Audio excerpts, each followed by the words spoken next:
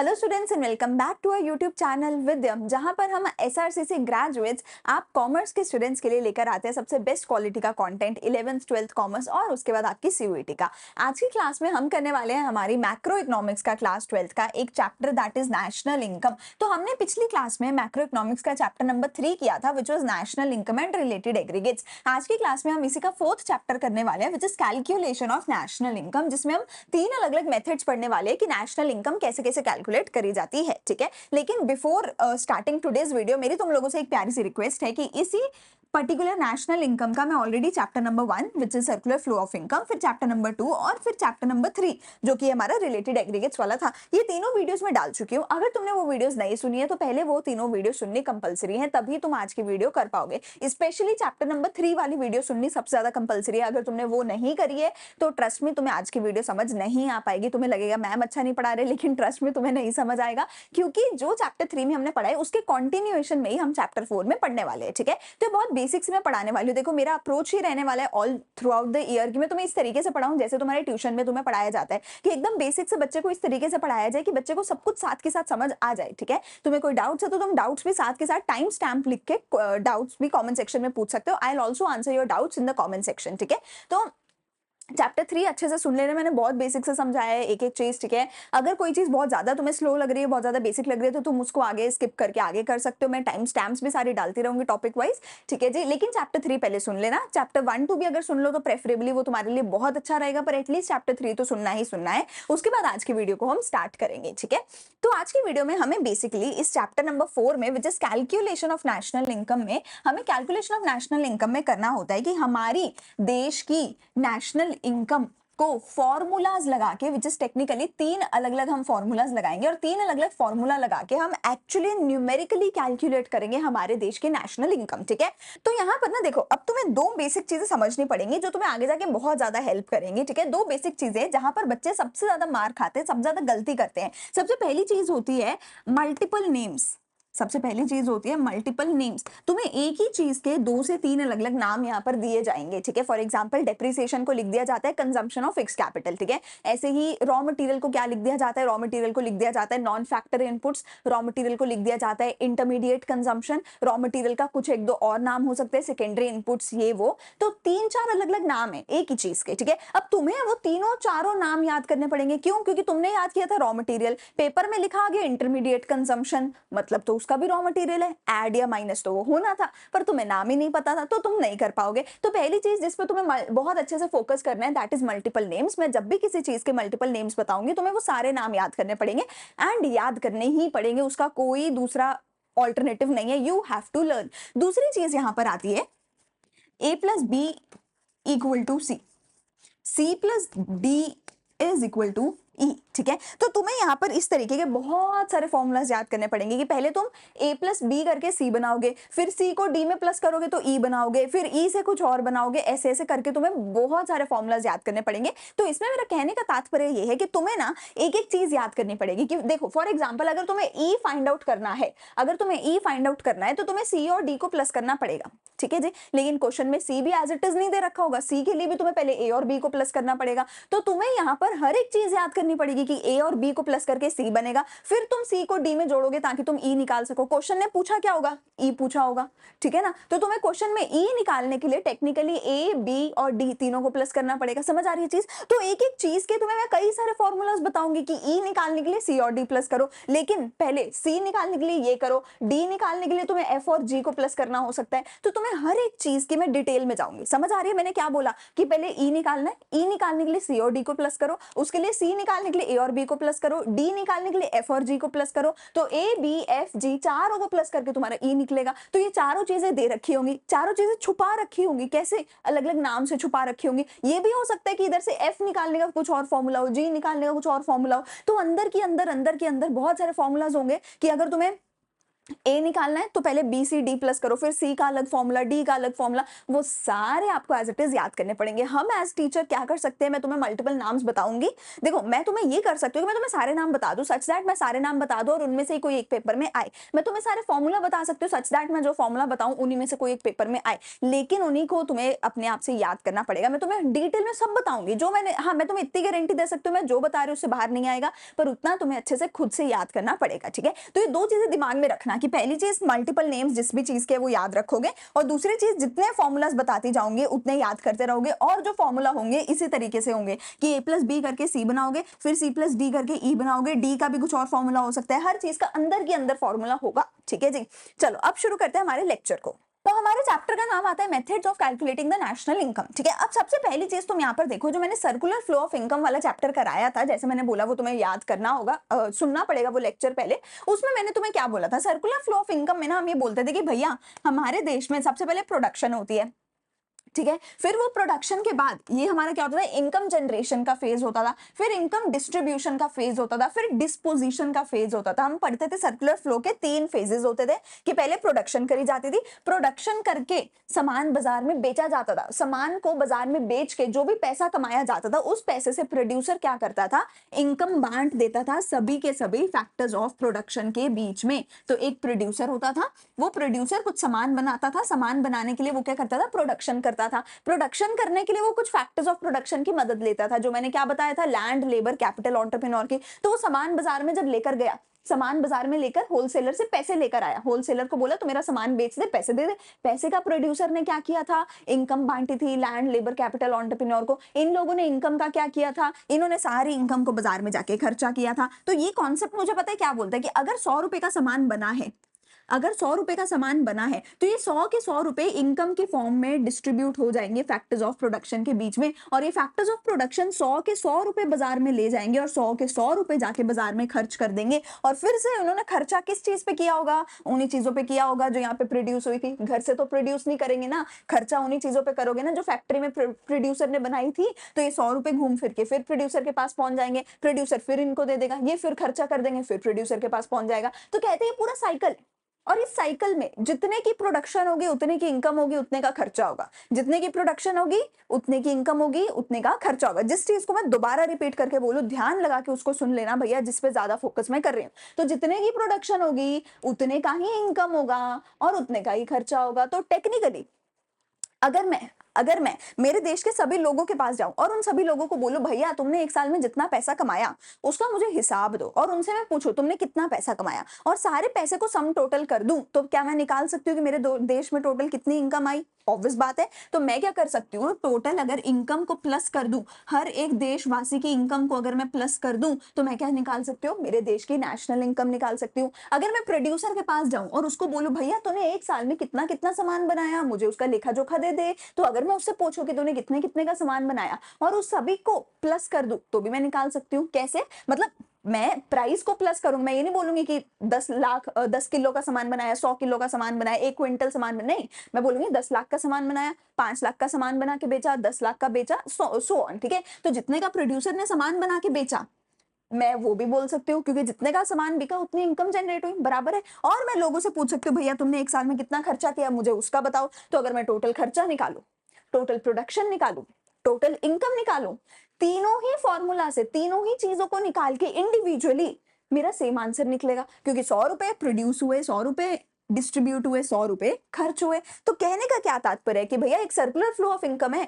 जहां पहले प्रोडक्शन होती है, ठीक है, फिर उस प्रोडक्शन के साथ जो भी पैसा, जो भी अमाउंट जनरेट किया जाता है उसको डिवाइड किया जाता है फैक्टर्स ऑफ प्रोडक्शन के बीच में इनकम के फॉर्म में, और फिर वो क्या करते हैं, उस इनकम को खर्चा कर देते हैं, या तो कंजम्पशन पे या तो उसको कहीं इन्वेस्ट कर देते हैं। तो पहले क्या होता है, जनरेट होती है इनकम, फिर इनकम क्या होती है, डिस्ट्रीब्यूट होती है, और फिर उस इनकम से क्या होता है, एक्सपेंडिचर होता है। तो मैं चाहे प्रोड्यूसर से पूछूं, चाहे मैं प्रोड्यूसर से पूछूं कि ग्रॉस डोमेस्टिक प्रोडक्ट यानी कि टोटल जीडीपी कितनी है, यानी कि टोटल प्रोडक्शन कितनी करी, या मैं लोगों से पूछूं टोटल खर्चा कितना किया, या मैं लोगों से पूछूं टोटल इनकम कितनी हुई, तीनों चीजों का मतलब बिल्कुल सेम है। तो अब मैं अगर तुम्हें बोलूं मेरे देश की नेशनल इनकम इतनी है, या मैं तुम्हें बोलूं मेरे देश की जीडीपी इतनी है, या मैं तुम्हें बोलूं मेरे देश का खर्चा इतना है, बेटा तीनों का मतलब सेम है, तीनों का मतलब सेम है, ठीक है। Total income also called as GDP, national income, total expenditure, कुछ भी बोलूं सबका मतलब सेम है, ठीक है। ये चीज तुम्हें दिमाग में बिठाकर चलनी है।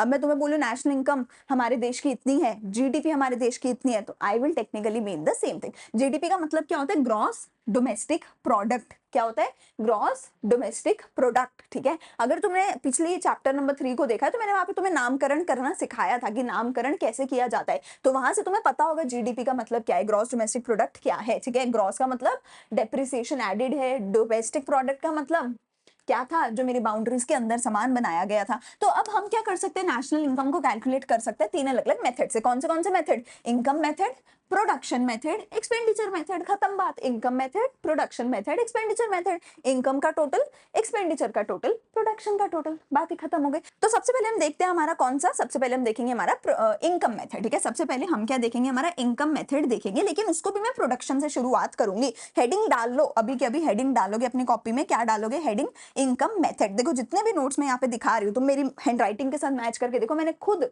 अपने हैंड से सारे बैठ के तुम्हारे लिए मैं नोट्स बनाती हूँ, ताकि मैं सबसे सिंप्लीफाइड वर्जन में नोट्स बना सकूं, ऐसे तरीके से नोट्स बना सकूं जो पढ़ते ही बच्चे को समझ आ जाए। ऐसा ना हो कि किताबों में वो बच्चे कंफ्यूज होकर रह गए, अरे क्या है समझ ही नहीं आ रहा। तो मैं इतने सिंप्लीफाइड तरीके से नोट्स बनाने की कोशिश करती हूँ, इस तरीके से कि बच्चे को पढ़ते ही समझ आ जाए। तो मेरी रिक्वेस्ट तुमसे ये कि जो जो यहाँ पे स्क्रीन पे आ रहा है एज इट इज सब चीज नोट डाउन करते रहो। तो नए पेज पे हेडिंग लिखो। हेडिंग क्या लिखोगे? इनकम। हेडिंग क्या लिखोगे? Income method. बड़ी बड़ी हेडिंग डाल दोगे, जो जो समझाती जा रही हो, जैसे जैसे आता जा रहा है लिखते जाओगे। तो इनकम मेथड में देखो, हम सबसे पहले प्रोडक्शन से बात करने शुरू करते हैं। देखो सबसे पहले हमारे देश में क्या होती है? प्रोडक्शन होती है। मैंने बोला था प्रोडक्शन होगी, फिर इनकम जनरेट होगी, फिर खर्चा होगा, एंड साइकिल घूमता रहेगा।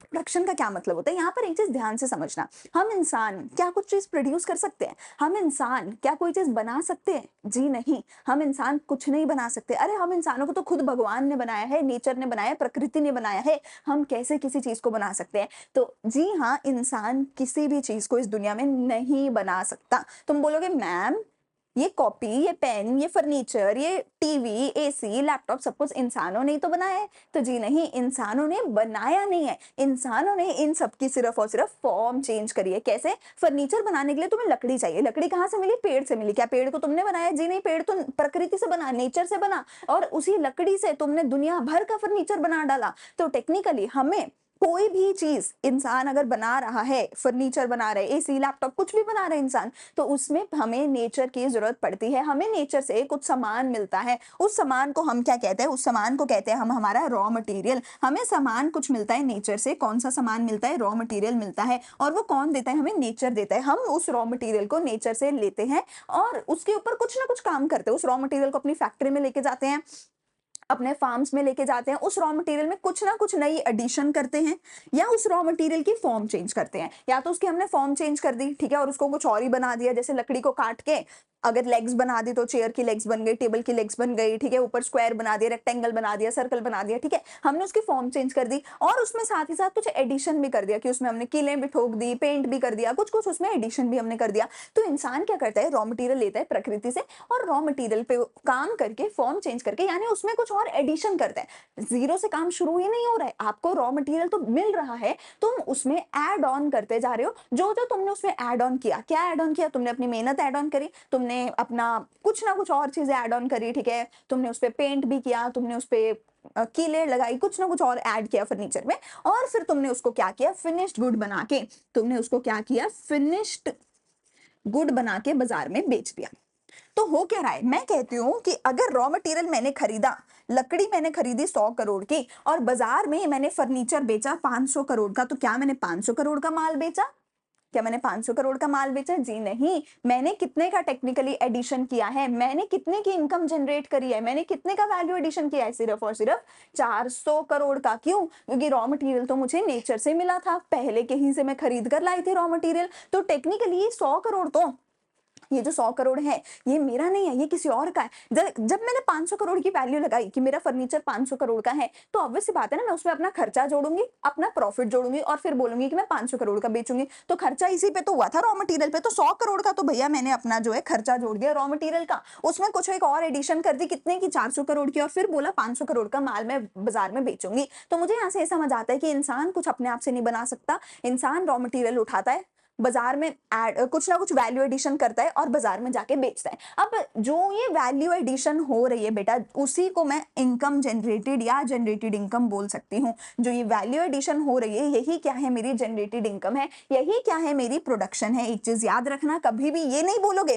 कि ये प्रोडक्शन है, नहीं, प्रोडक्शन क्या है, जो हमने in this process value addition करी है, यानी 400 करोड़ की प्रोडक्शन हमने यहाँ पे करी है, क्योंकि 100 करोड़ तो हमें ऑलरेडी रॉ मटेरियल जो है नेचर से मिला है, इंसान जीरो से कुछ बना नहीं सकता। अब अगर मैंने 500 करोड़ का सामान बाजार में बेचा है, 100 करोड़ तो गए रॉ मटेरियल वाले के पास, ठीक है, बचे कितने, 400 करोड़। तो अगर प्रोड्यूसर 400 करोड़ अपनी जेब में कमा कर लाया है बाजार से, क्या करेगा प्रोड्यूसर उस 400 करोड़ का, क्या करेगा प्रोड्यूसर इस 400 करोड़ का, इनकम बांटेगा। तो हमारा मेथड भी कौन सा है, इनकम मेथड। तो मैं बात भी किसकी करूंगी, इनकम मेथड की, इनकम की बात करूंगी। इनकम किसको दी जाती है, फैक्टर्स ऑफ प्रोडक्शन को। सर्कुलर फ्लो ऑफ इनकम में हमने बोला था कि 4 फैक्टर्स ऑफ प्रोडक्शन होते हैं भैया, लेबर, लैंड, कैपिटल, एंटरप्रेन्योर। तो हमें प्रोडक्शन करने के लिए 4 व्यक्तियों की जरूरत होती है। वो 4 लोग कौन होते हैं, labour, land, capital, entrepreneur. Land मतलब जिससे भी हमने लैंड रेंट पे लिया है, कैपिटल मतलब जिससे भी हमने पैसा उधार पे लिया है, एंटरप्रेन्योर मतलब प्रोड्यूसर खुद हो गया, वो कुछ अपना प्रॉफिट रखेगा।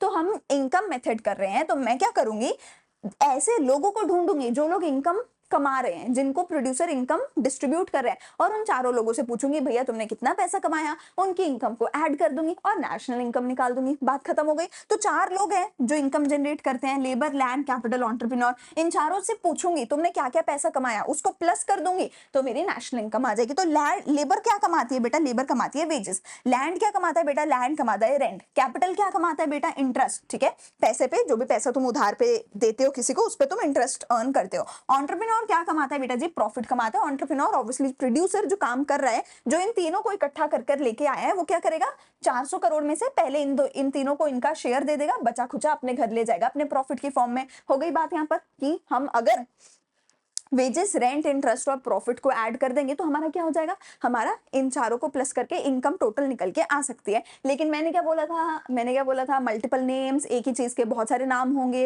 ए plus B plus C plus D भी करना होगा, तो मल्टीपल नेम्स आएंगे अब हमारे पास। तो वेजेस को मैं क्या बोल सकती हूँ बेटा, इनकम फ्रॉम वर्क बोल सकती हूँ। जो पैसा लेबर कमा के लाती है उसका दूसरा नाम क्या लिखा आ सकता है, इनकम फ्रॉम वर्क लिखा आ सकता है। रेंट और इंटरेस्ट को मिला के, किसको, रेंट और इंटरेस्ट को मिला के, क्योंकि देखो लैंड भी मेरी एक प्रॉपर्टी है और पैसा भी मेरी एक प्रॉपर्टी है, यानी कि टेक्निकली दोनों मेरे एसेट है। इन दोनों पे मुझे रेंट और इंटरेस्ट मैंने कमाया है, रेंट और इंटरेस्ट जो मैंने कमाया है, इन दोनों को मिलाकर मैं एक नाम क्या दे सकती हूँ, इनकम फ्रॉम प्रॉपर्टी। और जो एंटरप्रेन्योर ने प्रॉफिट कमाया है, प्रॉफिट को मैं दूसरा नाम क्या दे सकती हूँ, इनकम फ्रॉम एंटरप्रेन्योरशिप। और इसको स्टार करके लिख लेना, 2022 या 2023 के पेपर में, फाइनल बोर्ड एग्जाम्स में 2-3 सेट में इसके बारे में आया था कि इनकम फ्रॉम एंटरप्रेन्योरशिप क्या है और इनकम फ्रॉम प्रॉपर्टी क्या है। तो इनकम फ्रॉम एंटरप्रेन्योरशिप क्या है, जो भी तुम प्रॉफिट अर्न करते हो प्रॉपर्टी से, क्या, और प्रॉपर्टी से इनकम क्या तुमने जनरेट करी, जो भी रेंट और इंटरेस्ट तुम इकट्ठा करते हो अपने लैंड और कैपिटल से, उन दोनों को सम टोटल को इनकम फ्रॉम प्रॉपर्टी बोला जाता है, प्रॉफिट को एंटरप्रेन्योरशिप की इनकम बोला जाता है। ठीक है, इसका सवाल भी आया था।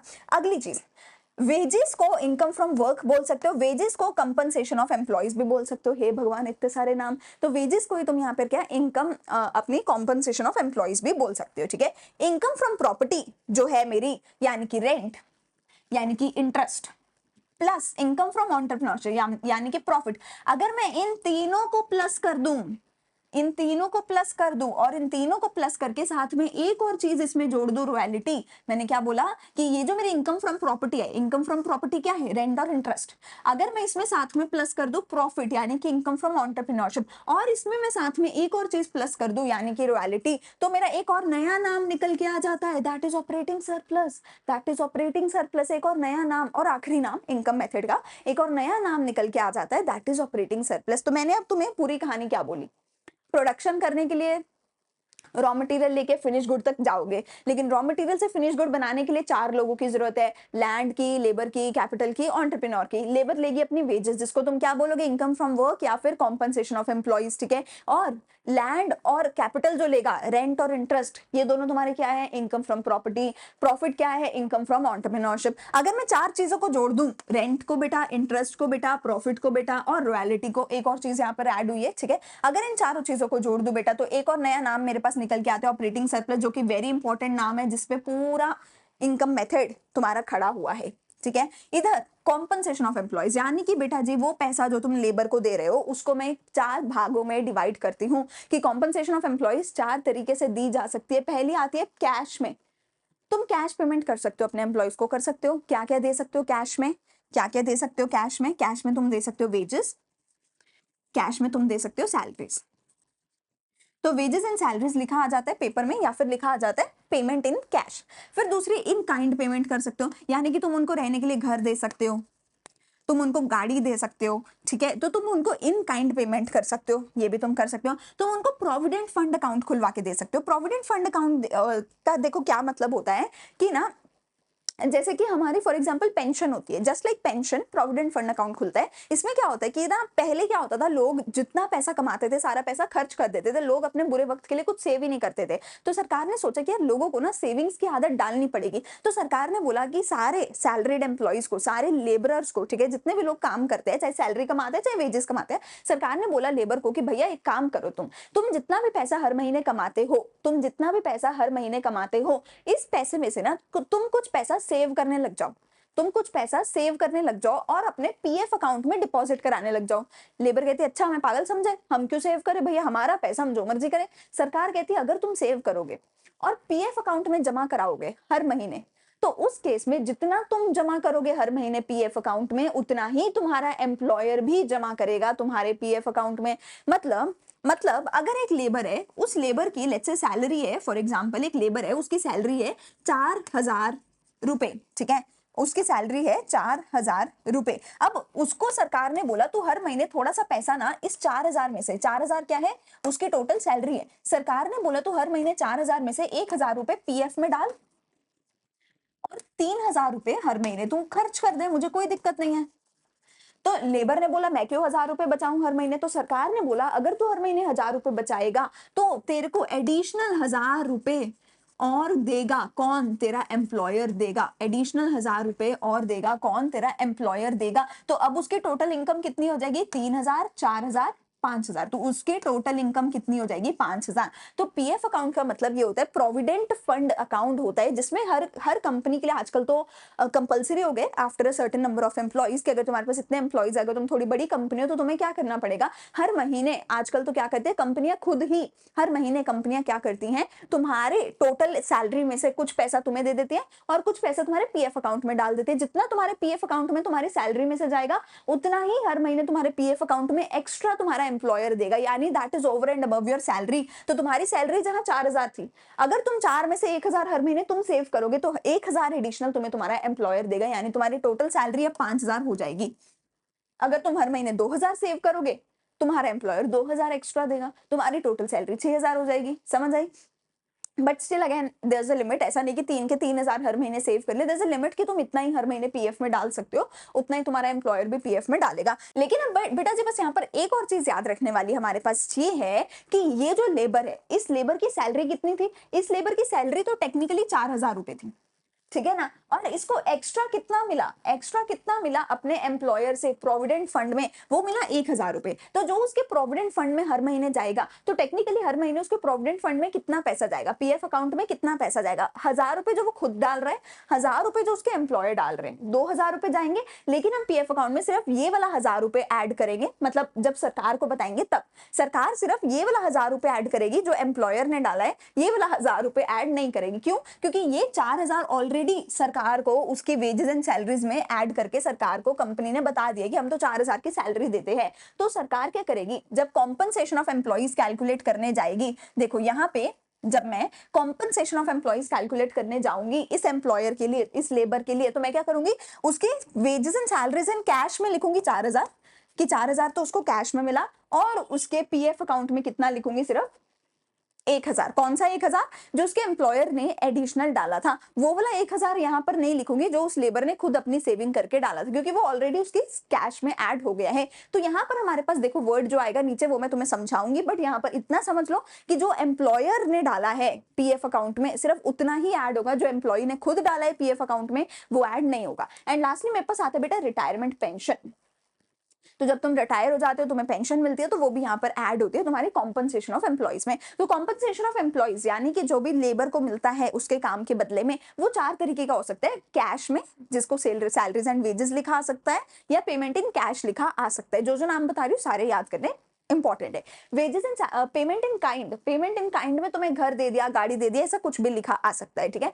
Provident fund account, provident fund account में एम्प्लॉयर ने जो पैसा डाला सिर्फ वो जाएगा, ठीक है। और रिटायरमेंट पेंशन अगर किसी को मिलती है तो वो भी कॉम्पनसेशन ऑफ एम्प्लॉइज में ऐड होती है। ऑपरेटिंग सरप्लस में लैंड को जो रेंट मिला, कैपिटल को जो इंटरेस्ट मिला, एंटरप्रेन्योर का जो प्रॉफिट है, और रॉयल्टी एक और चीज, चारों चीजें मिला करके हमारा क्या बनेगा, ऑपरेटिंग सरप्लस बनेगा। अब इसके अलावा बेटा एक और चीज बस इनकम मेथड में तुम्हें ऐड करनी है। वो एक और चीज तुम्हारी क्या है, यहाँ पर देखो जो मैंने लिखी हुई है, दैट इज मिक्स्ड इनकम। एक और चीज तुम्हारे इनकम मेथड में ऐड होती है, दैट इज मिक्स्ड इनकम, ठीक है। मिक्स्ड इनकम होती है उन लोगों की जो अपने इनकम को डिवाइड नहीं कर सकते कि मेरा रेंट कितना है, कैपिटल कितना है, प्रॉफिट कितना है, ठीक है, इंटरेस्ट कितना है, वेजेस कितनी है। मतलब जैसे कि अगर मैं खुद ही फॉर एग्जांपल अपने घर से ही क्लिनिक चला रही हूँ, मैं अपने घर से ही क्लिनिक चला रही हूँ, ठीक है, तो मैं अपने घर का रेंट भी नहीं दे रही हूँ खुद को, मैं खुद अपनी सैलरी भी नहीं ले रही हूँ, मैं खुद अपना कुछ प्रॉफिट भी नहीं, मतलब टेक्निकली जो भी मेरा पैसा आया वो सारा मेरा ही है। जो भी मेरा पैसा आया, अगर मैं घर से अपनी क्लिनिक चला रही हूँ, घर से अपना ट्यूशन चला रही हूँ, तो सारा पैसा मेरा ही है ना।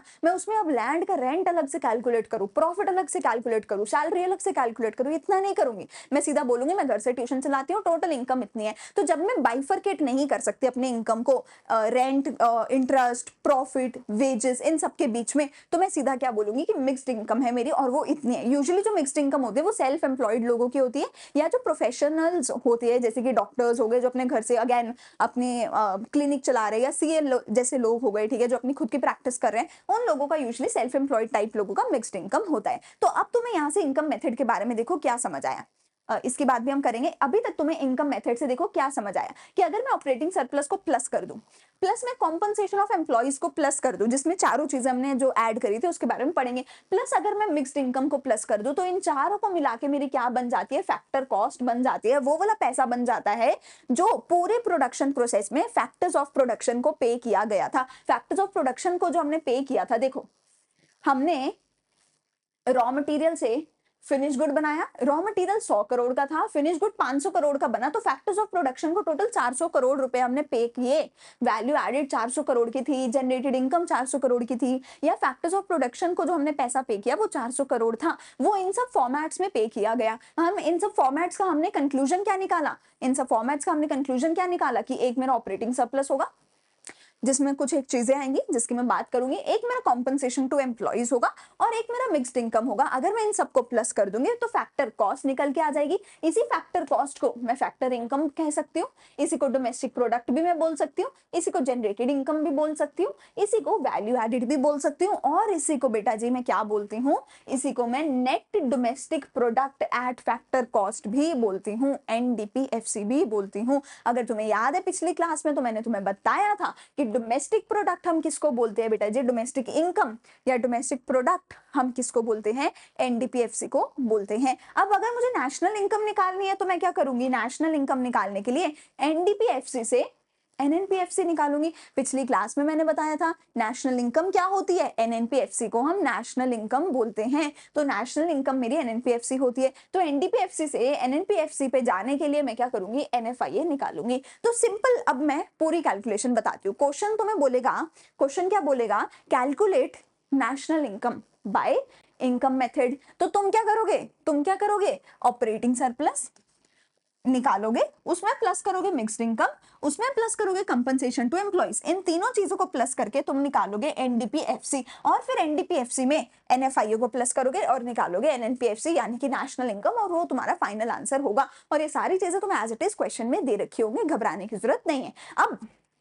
अब लास्टली इसको कंक्लूड करें हमारे इसको इनकम मेथड को, तो कॉम्पनसेशन ऑफ एम्प्लॉइज में हमारे पास क्या क्या आया, वेजेस एंड सैलरीज यानी कि payment in cash, payment in kind, employer ने जो पीपीएफ में हमारे डाला था, मैंने क्या बोला था, प्रोविडेंट फंड होगा, प्रोविडेंट फंड होगा या ग्रेचुटी भी बोला जा सकता है। प्रोविडेंट फंड का एक और नाम है, क्या है, contribution to social security scheme. मैंने बोला था ना कि पीएफ इसलिए है ताकि लोग सेविंग कर सके और उनको एक सिक्योरिटी मिल सके फ्यूचर के लिए। तो पीएफ में दो लोग डालेंगे पैसा, आधा तो एम्प्लॉय डालेगा खुद जो सेव करेगा, उसको ऐड नहीं करेंगे। आधा कौन डालेगा? एम्प्लॉयर डालेगा, ताकि तुम्हारे पीएफ में वो जो एक्स्ट्रा अमाउंट डाल रहा है हम उसी को सिर्फ ऐड करेंगे। तो employers contribution to social security scheme. फिर से बोलो मेरे साथ, employers contribution to social security scheme. इसको कॉम्पनसेशन ऑफ एम्प्लॉयज में ऐड किया जाएगा, लेकिन अगर पीएफ में पैसा एम्प्लॉई ने डाला है तो वो ऐड नहीं किया जाएगा। तो यहां पर अगर ये लिखा आ जाए एम्प्लॉई, देखो EMPLOY एम्प्लॉइज कंट्रीब्यूशन अगर लिखा आ जाए कि एम्प्लॉई का जो कंट्रीब्यूशन था पीएफ अकाउंट में सोशल सिक्योरिटी स्कीम में, क्या उसको ऐड करोगे? क्या एम्प्लॉई ने खुद ने जो पैसा डाला क्या उसको ऐड करोगे? उसको ऐड नहीं करोगे। अगर ये लिखा आ जाता है, एम्प्लॉई का लिखा आ जाता है तो ऐड नहीं करोगे। अगर एम्प्लॉयर का लिखा आ जाता है तो मेरी जान आंखें बंद करके तुम उसको ऐड कर दोगे, किसमें? कंपनसेशन टू एम्प्लॉइज में ऐड कर दोगे। अगली चीज ऑपरेटिंग सरप्लस। ऑपरेटिंग सरप्लस में मैंने क्या बोला था? रेंट, इंटरेस्ट, प्रॉफिट और रॉयल्टी, इन चारों चीजों को तुम ऐड करोगे। ठीक है, रेंट को, इंटरेस्ट को, प्रॉफिट को और रॉयल्टी को, इन चारों चीजों को ऐड करोगे। लेकिन अगर A + B + C करके D निकल के आ जाता तो फिर क्लास 12th में थोड़ी होता, वो तो बचपन में हो गया था। अब तुम्हें क्या करना पड़ेगा? A + B + C = D तो करना है, पर C का भी फॉर्मूला होगा। C को भी तीन चीजों से निकालना पड़ेगा। C निकालने के लिए पहले तुम्हें E + F + G करना पड़ेगा। तो तुम्हें अब क्या करना पड़ेगा? A + B + E F G = D। समझ आ रही है चीज? तो ऑपरेटिंग सरप्लस कैसे निकलेगा? Rent, interest, profit, royalty. लेकिन प्रॉफिट निकालने का अपना खुद का फॉर्मूला है, तो पहले उसको याद करो। तो इन सब को ऐड करके प्रॉफिट निकालो, फिर प्रॉफिट को इन सब में ऐड करके ऑपरेटिंग सरप्लस निकालो, फिर ऑपरेटिंग सरप्लस को बाकी चीजों में ऐड करके एनडीपीएफसी निकालो। समझ आ रही है चीज? पूरा एक पहाड़ है तुम्हें ये जो क्रॉस करके जाना है। ठीक है, तो प्रॉफिट के लिए क्या फॉर्मूला है? प्रॉफिट के लिए तीन चीजों को ऐड करोगे। कौन से तीन चीजों को ऐड करोगे? अगर तुम्हें प्रॉफिट हुआ है, तुम प्रॉफिट का क्या करोगे? सबसे पहले तो सरकार आ जाएगी, लाओ लाओ मेरा टैक्स दो। तो सबसे पहले तो सरकार को दे दोगे पैसा, यानी कि कॉर्पोरेट प्रॉफिट टैक्स। कंपनीज को प्रॉफिट पे जो टैक्स भरना होता है पहले वो दे दोगे। अब टैक्स के बाद जो भी तुम्हारे पास नेट प्रॉफिट बचा, क्या करोगे? या तो डिवाइड कर दोगे शेयर होल्डर्स के बीच में, उनको डिविडेंड दे दोगे। क्लास 12th के बच्चे हो, डिविडेंड पता होगा अभी तक, कि या तो शेयर होल्डर्स को डिविडेंड दे दोगे, शेयर होल्डर्स के बीच में पैसा बांट दोगे, डिस्ट्रीब्यूटेड प्रॉफिट भी उसको बोला जा सकता है। या फिर कंपनी में ही रिटेन्ड अर्निंग कर लोगे, कंपनी में ही संभाल के रख लोगे पैसा फ्यूचर यूज के लिए। तो या तो कॉर्पोरेट प्रॉफिट टैक्स, इसमें प्लस क्या करोगे? डिविडेंड। डिविडेंड का दूसरा नाम डिस्ट्रीब्यूटेड प्रॉफिट। ठीक है, इसमें और क्या प्लस करोगे? इसमें प्लस करोगे रिटेन्ड अर्निंग्स। रिटेन्ड अर्निंग्स का दूसरा नाम कॉर्पोरेट सेविंग्स, तीसरा नाम अनडिस्ट्रीब्यूटेड प्रॉफिट। तो अगर तुम्हें प्रॉफिट नहीं दे रखा तो तुम्हें इन तीनों चीजों को प्लस करके पहले प्रॉफिट निकालना पड़ेगा। इन तीनों चीजों को प्लस करके प्रॉफिट निकाल के ऑपरेटिंग सरप्लस निकालोगे, फिर ऑपरेटिंग सरप्लस को बाकी चीजों में प्लस करके एनडीपीएफ से निकालोगे। आई होप पूरी चीज क्लियर होगी। और इन सबके बाद कॉम्पनसेशन ऑफ एम्प्लॉइज निकालोगे। कैसे कैसे निकलेगा compensation of employees? Cash, kind, employers contribution to PF और रिटायरमेंट पेंशन। ठीक है, और रिटायरमेंट पेंशन, ठीक है, रिटायरमेंट पेंशन को भी ऐड कर दोगे। कॉम्पनसेशन ऑफ एम्प्लॉइज तुम्हारा निकल आएगा। इसमें प्लस करोगे ऑपरेटिंग सरप्लस को, that is rent, interest, profit और रॉयल्टी, चारों को प्लस करोगे।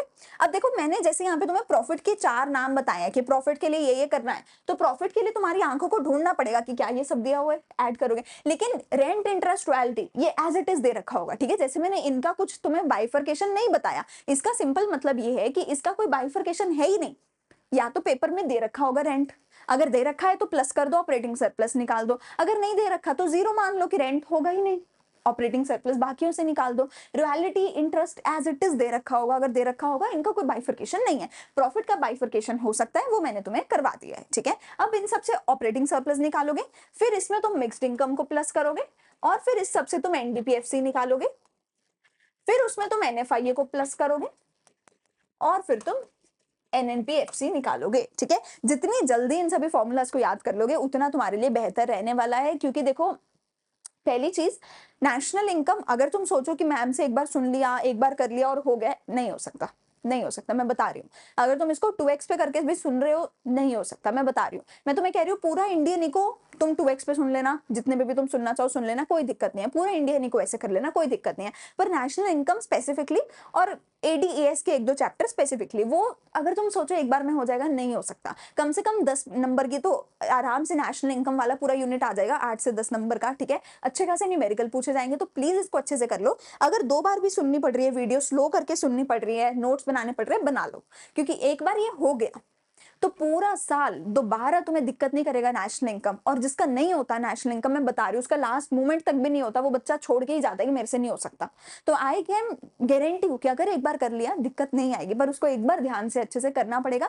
चाहे 2 बार वीडियो को सुनना पड़ जाए, चाहे 2 बार नोट्स को बनाना पड़ जाए, करना पड़ेगा। सारे जो फॉर्मूला बताए हैं, बस फॉर्मूला याद कर लो, एप्लीकेशन में सिखा दूंगी। फॉर्मूला याद कर लो, एप्लीकेशन में सिखा दूंगी। फॉर्मूला में क्या याद करना है, कॉम्पनसेशन ऑफ एम्प्लॉइज में क्या क्या आता है, ऑपरेटिंग सरप्लस में क्या क्या आता है, उसके अंदर प्रॉफिट में क्या क्या आता है, इनके क्या क्या नाम हो सकता है, सब याद कर लो। Mixed income as it is लिखा आएगा, मिक्स्ड इनकम की कोई बाइफर्केशन है, मिक्स्ड इनकम ऐसे ही रहेगा, ठीक है। इन तीनों को प्लस करके एनडीपीएफसी निकालोगे, एनडीपीएफसी में एनएफआईए प्लस करोगे, एनएफआईए का फॉर्मूला क्या है मुझे कमेंट सेक्शन में बताना, और फिर एनएनपीएफसी निकालोगे। अब यहाँ पे कुछ एक इसके बाद प्रिकॉशन भी है, अब इसके बाद कुछ एक प्रिकॉशन भी है। प्रिकॉशन माने तो हाथ खड़े कर दो भैया, अगर ये चीजें दे रखी हैं पेपर में कभी ऐड नहीं करूंगा, गलती से भी पेपर में अगर ये चीजें दे रखी हैं किसी में भी ऐड नहीं करना, कहीं भी नहीं ऐड करना, ये तुम्हें भटकाने के लिए दे रखी है, ये तुम्हें भटकाने के लिए दे रखी है। These are road not taken, कभी भी इनको ऐड करना ही नहीं है, छोड़ दो। ना प्लस करना है ना माइनस करना है, तवज्जो ही नहीं देनी है, इनको छोड़ दो कि तुम तो इग्नोर्ड हो, तुम्हें मैं देखूंगा ही नहीं। क्या क्या, ट्रांसफर अर्निंग्स, ट्रांसफर इनकम क्या है, मैंने फिर से चैप्टर 2 में समझाया था। ऐसी अर्निंग्स जिसके बदले में मैंने काम नहीं किया होता, जैसे कि स्कॉलरशिप हो सकती है, सब्सिडीज वगैरह कुछ एक होती हैं, ठीक है। तो ट्रांसफर अर्निंग्स जो हमारी होती है, हम उसको कभी भी ऐड नहीं करते। अगर कोई स्कॉलरशिप दे रखी है तो वो ऐड नहीं होगी, ठीक है। Income from illegal activities obviously वो ऐड नहीं होगा। Windfall gains like lottery, capital gains. Windfall gain माने कोई ऐसा गेन जो तुम्हें एक ही बारी में लाखों करोड़ों का फायदा हो गया, लाइक लॉटरी, ठीक है। तो एक ही दिन में, एक ही बारी में तुम्हें लाखों करोड़ों का फायदा नहीं हो सकता। तो अगर हो रहा है उसको हम ऐड नहीं करेंगे नेशनल इनकम में। इनकम टैक्स को ऐड नहीं करोगे, सिर्फ कॉर्पोरेट प्रॉफिट टैक्स को ऐड करोगे। इनकम टैक्स इंडिविजुअल की इनकम पे लगाया जाता है, मेरी इनकम पे इनकम टैक्स लगेगा, मेरी कंपनी की प्रॉफिट पे कॉर्पोरेट प्रॉफिट टैक्स लगेगा। तो मेरी इनकम पे जो टैक्स लग रहा है वो ऑलरेडी मेरी वेजेस एंड सैलरीज में एडेड है, जो मैंने कॉम्पनसेशन ऑफ एम्प्लॉइज में डाला है ना, वो ऑलरेडी उसमें एडेड है, तो इनकम टैक्स में ऐड नहीं करूंगी। Reimbursement of business expenses incurred by employees. देखो कई बार क्या होता है, कई बार क्या होता है कि फॉर एग्जाम्पल मेरे मेरे कंपनी ने मुझे बोला है कि तुम्हें एक प्रोजेक्ट के चक्कर में दिल्ली जाना पड़ेगा। अब अगर मुझे कंपनी दिल्ली भेज रही है प्रोजेक्ट के चक्कर में, तो पैसा भी कंपनी लगाएगी, मैं क्यों दूं भाई अपने पैसे से, मेरा काम थोड़ी है ना। कंपनी का काम है, मैं जा रही हूँ दिल्ली करने, तो दिल्ली के लिए मेरा फ्लाइट या टैक्सी या कुछ भी चीज का खर्चा कंपनी मेरे को पे करेगी। अगर कंपनी ने वो खर्चा मुझे पे किया है, वो मेरी इनकम नहीं है, वो मेरी इनकम थोड़ी है, वो तो मेरा खर्चा हुआ था जो सरकार ने मुझे, जो मेरी कंपनी ने मुझे पे कर दिया। तो वो तुम मेरी इनकम में ऐड नहीं करोगे, क्योंकि वो तो कंपनी का खर्चा है, वो कंपनी अपने खर्चे में ऐड करेगी, मेरी इनकम में ऐड नहीं करेगी, ठीक है। Facilities provided to the employees that are necessary for work. कहते हैं अगर काम के लिए कोई फैसिलिटी जरूरी है, जैसे कि यूनिफॉर्म है, मजे के लिए थोड़ी डाल रही हूँ मैं यूनिफॉर्म, मेरी इनकम में थोड़ी ऐड हो रही है यूनिफॉर्म, या मेरे लिए कोई फैसिलिटी थोड़ी है कि घर है, घर तो मुझे रहने के लिए चाहिए, तो वो मेरी पेमेंट इन काइंड में ऐड होगा। पर यूनिफॉर्म तो कंपलसरी है, अगर मेरे बिजनेस ने मुझे यूनिफॉर्म दिया है तो मैं उसको पेमेंट इन काइंड में ऐड नहीं करूंगी। क्यों? क्योंकि वो कंपलसरी है, नेसेसरी है काम करने के लिए। मेरा घर होना या गाड़ी होना नेसेसरी नहीं है, अगर वो कंपनी मुझे दे रही है फिर भी, तो वो ऐड होगा पेमेंट इन काइंड में, कॉम्पनसेशन ऑफ एम्प्लॉइज में। लेकिन अगर कंपनी मुझे यूनिफॉर्म दे रही है तो वो ऐड नहीं होगा। एंड लास्टली मैंने बता दिया एम्प्लॉई का जो कॉन्ट्रीब्यूशन है सोशल सिक्योरिटी स्कीम में, वो ऐड नहीं होगा। ऐड क्या क्या होगा, ऐड क्या क्या होगा? कमीशन ऑन द सेल और purchase of second hand goods. अगर मैंने कोई सेकंड हैंड गुड खरीदी है, उस पे सेकंड हैंड गुड अगर कोई मैंने खरीदी है, बेची है, ठीक है, सेल करी है प्रोबेबली, अगर मैंने कोई सेकंड हैंड गाड़ी बेची है, ठीक है, तो गाड़ी का जो रेट था मैं वो ऐड नहीं करूंगी, पर अगर उसके ऊपर मुझे कुछ कमीशन मैंने अर्न करी है वो मैं ऐड करूंगी। ऐसे ही अगर कोई मैंने शेयर्स बेचे हैं, कोई बॉन्ड्स बेचे हैं, ठीक है, और उसके ऊपर मैंने कोई ब्रोकरेज कमाई है, वो मैं ऐड करूंगी। याद रखना सेकंड हैंड गुड का प्राइस कभी ऐड नहीं होगा। अगर मैंने 10 लाख रुपए की गाड़ी बेची है और 10 लाख रुपए की गाड़ी बेचने के लिए मुझे 20,000 रुपए का कमीशन मिला है, तो मैं ये ऐड करूंगी, ये ऐड नहीं करूंगी। अगर मैंने 10 लाख के शेयर बेचे हैं, 10 लाख के शेयर पे मैंने 2000 रुपए की कमीशन कमाई है, तो 10 लाख के शेयर की वैल्यू नहीं ऐड करूंगी, कमीशन की, ब्रोकरेज की वैल्यू ऐड करूंगी। Imputed rent of owner occupied house अगर लिखा आ जाता है बेटा, तो इसको भी तुम्हें ऐड करना पड़ेगा। कहते हैं कि कई बार ओनर क्या करता है ना, स्पेशल बाहर से कोई जगह रेंट पे नहीं लेता, अपने घर पे ही काम करता है, तो उसके लिए तुम्हें उसके घर का रेंट फाइंड आउट करना पड़ेगा, उसको ऐड करना पड़ेगा। ठीक है जी। चलो, यहाँ पे मेरा इनकम मेथड होता है खत्म। अब आता है मेरा अगला method which is the production method. तो आज की वीडियो को अभी हम यहीं पे खत्म करते हैं हमारे इनकम मेथड के साथ। Production method and expenditure method की वीडियो को मैं कल लेकर आऊंगी, ठीक है, दोनों को एक ही वीडियो में मैं खत्म करा दूंगी। इनकम मेथड का आज मैंने जितना भी कराया है, इन सभी चीजों के पूरे नोट्स जो है तुम साथ के साथ आई होप तुमने बनाए होंगे। अगर नहीं बनाए तो प्लीज पीछे जाके सारे के सारे नोट्स बना लो साथ के साथ, एंड इनकम मेथड के सारे अच्छे से फॉर्मूलाज याद कर लो, ताकि कल जब हम प्रोडक्शन मेथड और एक्सपेंडिचर मेथड के फॉर्मूलाज करें वो भी तुम अलग से फिर याद कर सको। तो पहले इसके जितने भी फॉर्मूलाज नाम जो भी बताया वो याद कर लो, एंड उसके बाद जो भी हमारे इंपॉर्टेंट क्वेश्चंस होंगे एंड क्वेश्चंस को कैसे सॉल्व करना है, क्या टिप्स एंड ट्रिक्स रहेंगे कि कैसे तुम न्यूमेरिकल्स को सॉल्व कर सको, वो भी मैं उसके बाद लेकर आऊंगी। ठीक है, तो अगर वीडियो अच्छी लगे please like share and subscribe to our channel. पूरा साल तुम्हारे लिए बहुत ज्यादा हेल्पफुल वीडियोस पूरे ही क्लास 12th के लिए तुम्हारे लिए हम लाने वाले हैं, so like share and subscribe to our channel.